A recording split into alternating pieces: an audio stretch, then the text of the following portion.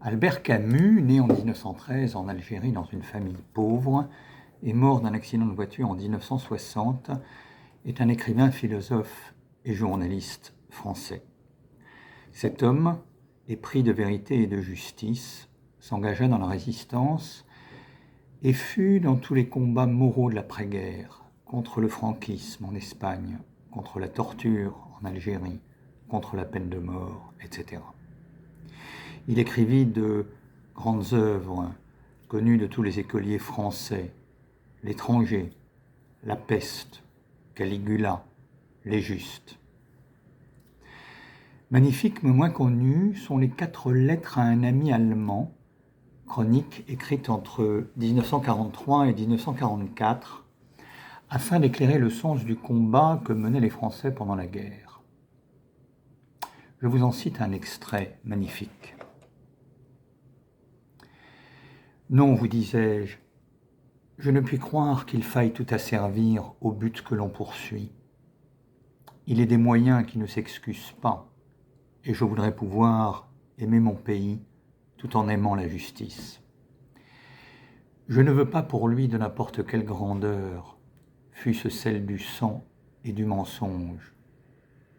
C'est en faisant vivre la justice que je veux le faire vivre. Je veux vous dire tout de suite quelle sorte de grandeur nous met en marche. Mais c'est vous dire quel est le courage que nous applaudissons et qui n'est pas le vôtre. Car c'est peu de choses que de savoir courir au feu quand on s'y prépare depuis toujours et quand la course vous est plus naturelle que la pensée. C'est beaucoup au contraire que d'avancer vers la torture et vers la mort quand on sait de science certaine que la haine et la violence sont choses vaines par elles-mêmes.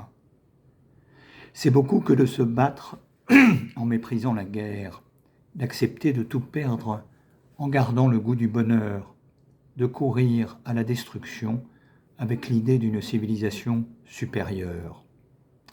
C'est en cela que nous faisons plus que vous, parce que nous avons à prendre sur nous-mêmes. Vous n'avez rien eu à vaincre dans votre cœur ni dans votre intelligence. Nous avions beaucoup à dominer et peut-être, pour commencer, la perpétuelle tentation où nous sommes de vous ressembler. Pour nous présenter devant vous, nous avons dû revenir de loin. Et c'est pourquoi nous sommes en retard sur toute l'Europe, précipités au mensonge dès qu'il le fallait, pendant que nous nous mêlions de chercher la vérité. C'est pourquoi nous avons commencé par la défaite, préoccupés que nous étions, pendant que vous vous jetiez sur nous, de définir en nos cœurs si le bon droit était pour nous.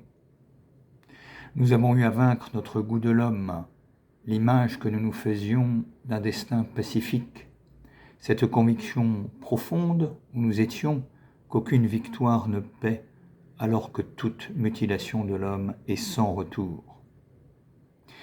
Il nous a fallu renoncer à la foi à notre science et à notre espoir, aux raisons que nous avions d'aimer et à la haine où nous tenions toute guerre.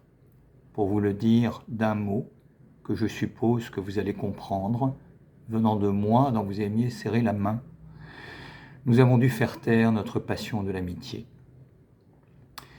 L'esprit ne peut rien contre l'épée, mais l'esprit uni à l'épée est le vainqueur éternel de l'épée tirée pour elle-même.